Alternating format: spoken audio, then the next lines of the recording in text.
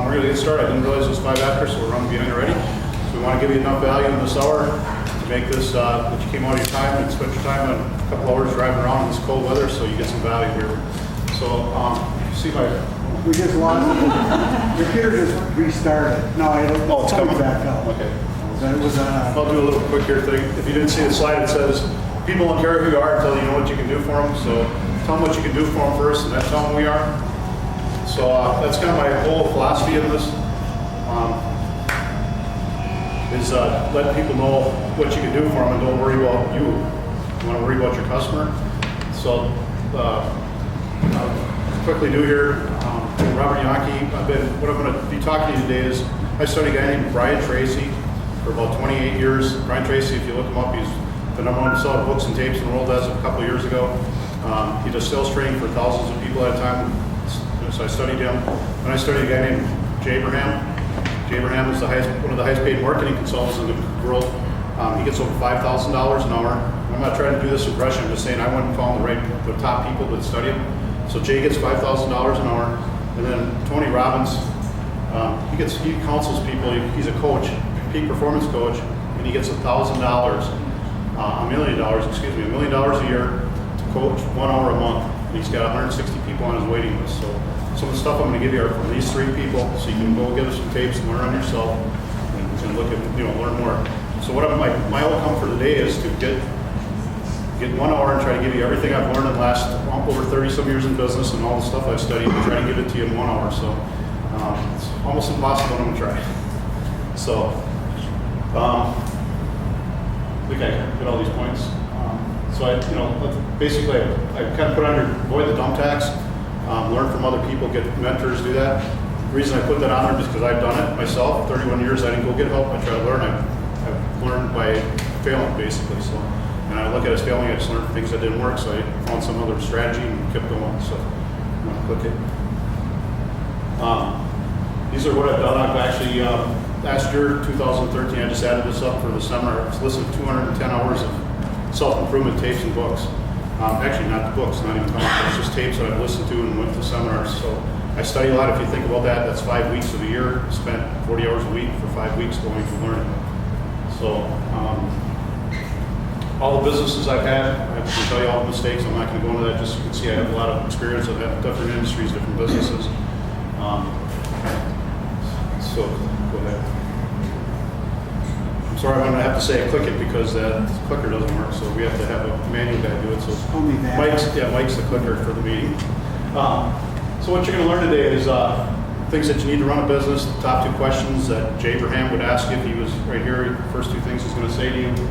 There's only 4 ways to grow a business. I'm going to explain CANI because you're going to see that in there. CANI stands for constant and never-ending improvement. So just taking them little steps in your business. You don't have to go crazy and do a ton of stuff. Just take little steps and you're going to get where you want to be. And then taking the right actions. I like this cartoon because I'm in sales, obviously, so I love it. But if what I'm going to do today is I'm going to be throwing a whole bunch of ideas out to you. One of the rules is I'm going to ask you if you have a question. That's why I gave you notepads. If you have a question, please just write it down until the end because I only have 1 hour. So I'm going to answer all your questions. I'll stay until 10 o'clock if you have to stay and I'll answer all your questions. So write them down. But it's going to feel like I'm shooting a machine gun at you with all these different ideas. It only takes Tony Robbins, the peak performance guy that gets $1 million. One of his big things is it only takes 1 idea to grow a business 30 to 50%. And the key to that is taking action. So I want you to today is what you're going to do is I gave you that brochure. When I go through the 40 ways to grow a business, there's going to be some extra ones on the slides that I added. I had a brochure that I had thought was printed. It didn't get here, so it's not. So I had to use my old ones.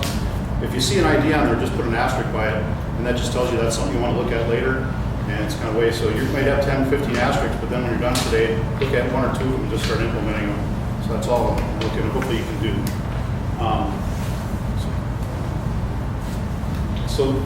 So I'm going to start at the top. Usually I wouldn't do this when I did the seminars for SCORE before, because I didn't want to start with that. But Tony Robbins' #1 thing is, when he does all that, is you have to have a big reason why you're in business. Don't start for the wrong reasons. You think if you're going to think you're going to have more time, most business owners, that's not going to happen. If you're a business owner, you don't probably agree with me. So you want to start for a reason, but you have to have a reason why. And I never really, in 31 years, I've never had a reason why. And I just made one for my family, basically. I changed it. If it wasn't for me, it's for my family. So you need to have a reason because you're going to run into problems. Things are going to happen in your business. You need something to keep you going. So, go ahead. So just, so find your reason, write it down, make it strong enough to write it down. A dream is if you don't write it down, it's a dream. If you write it down, it's a goal. Just to give you a quick thing on goals, some of the stuff, I'm also going to tell you that this presentation is also going to be on my website, so you don't have to try to take everything. Just take the key points that you hear about it, write it down on a pad. But you're also going to, I'm going to have this presentation, you're going to be able to see it, so a lot of stuff I'm going to skip some of it because we only have 1 hour, but my hour is going to try to give you value. So I just want to show you goals. There's a Harvard study, there's all tons of studies out there, but this is one of the biggest studies that was done. 1954 Harvard. We all think everybody in Harvard is very successful if they went to Harvard school. They did a survey, and 3% of the people had written goals, 97% did not. 20 years later, they went back and did a study. They found that the 3% that had the written goals made more money than the 97 that didn't have it. So that's just kind of my thing on goals. Study on salespeople also was the same thing. They were more happy, they had more sales. So write down a goal, whether it's 1 or 2. We can talk about that more. If you have questions on goals, see me. I've done that for 20-some years, and I can give you some tips. So basically, this is one thing about goals. It has to be clear and precise. So instead of saying I just want to make more money, you just put I would make $50,000 in profits and an investment costs $7,000. That would be specific.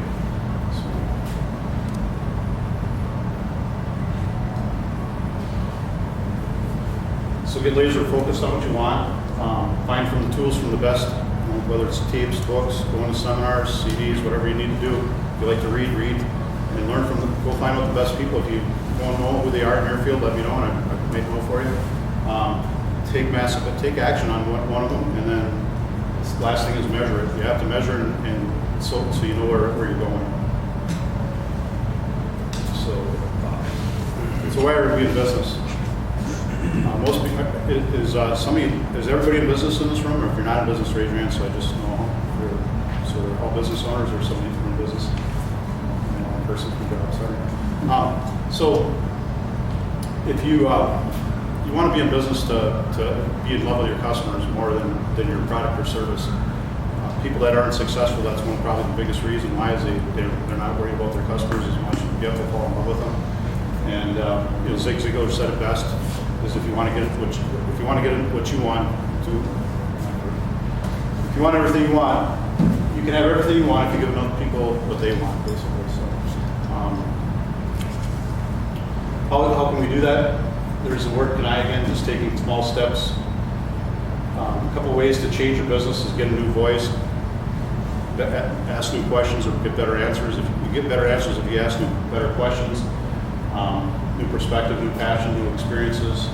So it's just getting different things about your business, get somebody else involved, or go maybe a mastermind group so you can get different perspectives from different people. Get in the business for the right reason, like I said before. So the 80-20 rule is a really good rule to know. So I'm starting with that. Most of this time in business, 20% of your productivity is going to take 80% of your results, almost in everything. You break it down in sales, your top 20% of your salespeople are going to give you 80% of your profits. Your vendors actually most of the people you can work with, your salespeople. So remember the 80-20 rule and everything you do, try to remember that the top 20 people, you want to take care of them people.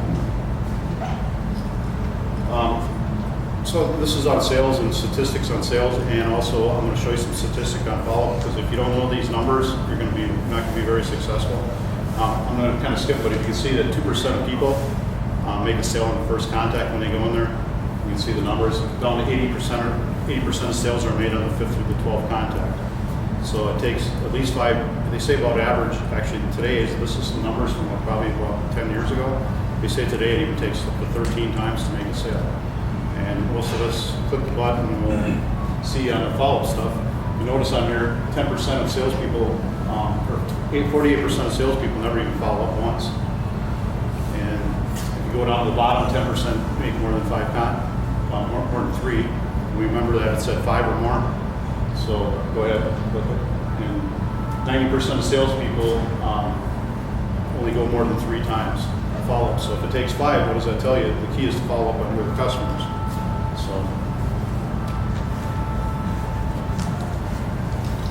So we saw the sales stats. Now we want to see why customers leave people. Most people are always out to get new customers.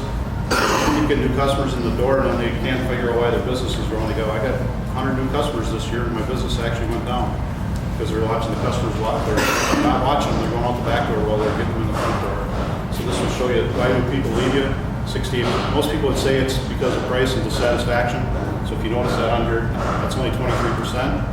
It's price and dissatisfaction. And 68% is they feel unappreciated or uncared for. So you can see the story. That's actually from the U.S. Chamber of Commerce. So you make sure you follow up on your clients. And then you got to know what life cycle your business is in and what your industry is in. They kind of call it spring, summer, fall, and winter. So some businesses, for example, construction businesses, they're in summer or they're in winter right now, obviously, because they're not doing anything. Some businesses are in summer right now. You know, the ski resorts and that stuff, and the snow plowing businesses, they're in summer. They're just going crazy right now. They're actually in spring. I don't think the winter's over pretty yet. So just kind of look at that, see what industry you're in, what your business is in, because sometimes we're trying to keep going to fighting a uphill battle when our industry's going down. We're trying to get still climbing up. So you got to see where that is. Just a couple. So right now I'm going to do Jay Abraham. He's a guy that he's one of the best marketing consultants in the country. This is one of his things he does. He asks the first 2 questions he would ask if he's here doing this presentation. He's going to ask you, do you have a unique selling proposition? This is your tagline. If you're a small business, you should have one. One-person businesses should have them. All the big businesses, you know they have them. Here's a couple that you probably recognize. And if you notice, I'm actually the second one there. I have one. The first one there, your business is my business. So that's my tagline. So I'm telling people that everything about your business is my business. I'm going to help you. So you can kind of see them. One of the ones I like, if you know who Howard Clark is, I love his. This really tells you deep down what it is. Save more, spend less, and avoid getting ripped off. It's a really good one. He's on CNN. He's got books written and stuff like that. And then the second question he would ask you is, what's the lifetime value of a customer? And I probably worked with thousands of businesses in the last 10 years, 20 years. I could probably tell you that 95% of people would not be able to answer that question. What's a lifetime value? What is the value of your customer even? Your one-time sale, yearly sale, and lifetime value. So if you aren't doing that, you need to start tracking it, whether you can put it on a spreadsheet, go to your QuickBooks. You can actually hire somebody that is in, and Mike's in the room. He's a store counselor actually, so you might be able to come to the store and say, I don't know what I'm doing. Can you help me? Or go to your account, tell them what you're looking for, but you need to get them numbers, or you'll never know what to spend in your business. And you're always be not understanding what to do in your business because you don't know what to value. So I'm going to illustrate a lifetime value. I'm actually going to use a hair salon. My daughter actually has just started a hair salon. She's in the room here, so she just started. So I thought I'd use this example for her. So what we're going to do is, what would I do if I was opening a salon today? Some questions I need to know to be able to figure out the numbers we just talked about. So the first one is, how much do they charge for a haircut? And we're going to say in this case, well, we'll just go through the questions. How many times a year do they come in on average? So some people come once and never come back. Some people, women might come back every 6 weeks probably, so they might come in 20 times a year. So there's always going to be big and little, but you take them, you average them together, and if you're not sure, just even lower it a little bit. So you'd rather be low than high in estimate. And then the next thing is, how many years do they stay with you? What other products do you buy from you? So you buy some shampoo or some hair stuff, and women's stuff, whatever that is. And then how often do they purchase some extra charges from you, and how many referrals they give you? So let's look at what the numbers were. And this is actually true numbers of it. This is not her salon or a salon. This is a salon in town who gave me these numbers. I won't say who they are, but they said the average person spends $40. They come in 6 times a year. They stay with them 3 years on average. They buy 3 times a year. They'll buy $20 worth of product from them, and they get 3 referrals a year.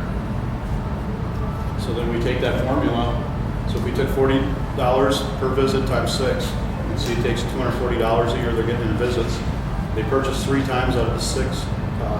3 times they spend $20, which comes up to $60, and then so that adds up to $300. Then they also get 3 referrals a year. So if we, so let's click it, and so they're worth about $1,200 for you to get a new client. So if you're in a hair salon, would you say, wow, somebody came in, they only came in once, and I spent $100 to get a client, or I spent $100 in an ad, and only 2 people came in the door, and you'd say, wow, I lost money. So this is just going to show you what you can, if you understand the value. We saw that they're worth $300 times 3 is $900 plus the referrals. So we just throw the referrals out the door even. Just say that if they're worth $900 to them, could you give them a better offer, give them a free haircut even, or whatever it is to get them in the door. So you can do your marketing and your offers based on what the client's worth. So you can be more aggressive on marketing. So what's the likelihood they stay with you? 50 to 75% of the time they'll stay with you when you get a client in the door because they don't want to change. People don't like to change. So if they came to you, they came for a reason. So if you're going to get them as a client, obviously if you treat them right, they're going to come back. So you're going to get 50 to 75% of your clients to come back. So next question is, what business are you really in? I'm going to say my example. I would do marketing. In the old days, I would say I do marketing, I do printing, and I do direct mail advertising. So now what I do say now is I say I'm a marketing innovation coach to help make more profits in the business. That sounds way better.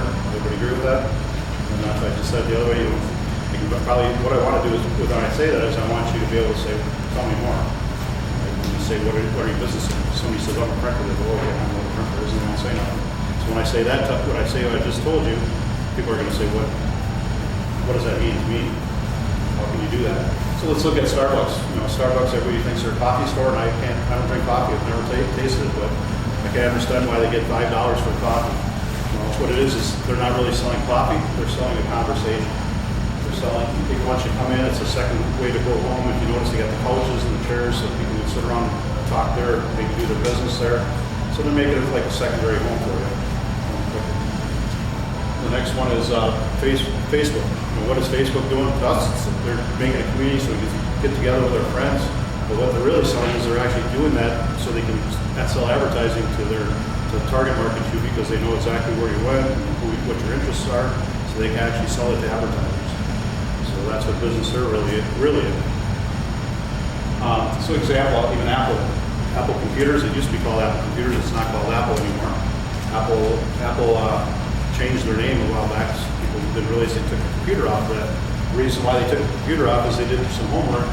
They found out that 52% of their business is in the phone industry, so only 15% is computers. And there's a couple who call themselves Apple computers, so they changed their name, so now they do more. There's more numbers. They're actually, computers is one of their fourth, but ads is bigger than that. Go ahead. So the next one is, what are people really buying from you? So if you ask yourself that, they're basically doing, they're trying to solve a problem, solve a pain, get a benefit. What are they really doing? You're trying to solve a problem for them or give them a benefit that they're not going to get from somebody else. And there's some other stuff on here. Enhancement, advantage, benefits, all that kind of stuff. Take away worries, losses, that they're going to get ripped off. So that's what you can try to sell them in your business. Whenever you ask yourself these questions and what am I doing that, when you write that down, you can actually take that and use that in your marketing, in your headlines and your marketing materials will tell you what the deadline or the hot buttons are, so you can use that. So if you ask yourself these questions on here and go through them and on the slide later on, you can actually start working on the hot buttons, because that'd probably be one of the most important things I'm going to tell you is that to work on what are your industry hot buttons, what your company hot buttons are. So there's a quick example. When I go to buy a drill, am I really buying a drill or a shovel? I'm looking to buy. I just need to take a hole over here. I don't need a shovel. I just need the hole. So if you look at it that way, it's a little different.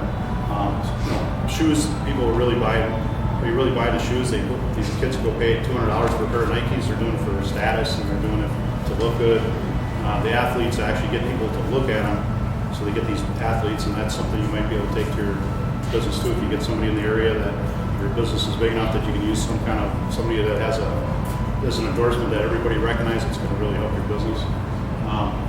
This is what I love to do, like a restaurant. If I go in a restaurant and I work with them, I say, "What are you really selling here?" And they look like I'm a crazy person. And so, what do you mean I sell food here? And I say, "You actually don't sell food. You're selling convenience, family get together, some different tastes. So I'm not doing it myself." So that's what they're really selling. So that's what they should be using in their headlines. Stop by with your family for fun and convenience and save your time for cooking or something, or save the time that you normally cook to spend with your family. So that's something they could use. And then just knowing the features, the difference between features and benefits. So I like to use the example of anti-lock brakes. Anti-lock brakes, I love this commercial. It's not the same one, but it's State Farm. You might have seen this where the State Farm guy's driving along and all of a sudden deer runs on the road, they slam on the brakes. So I'm thinking anti-lock brakes in that commercial actually, but so what are they selling? The feature is anti-lock brakes, but the benefit of that is the safety of your family. So if you see that on TV, they use that feelings. So think about that in your business. If you're using the features or benefits. People buy emotions, so if you can use wording worth emotions, I'm going to give you an example here.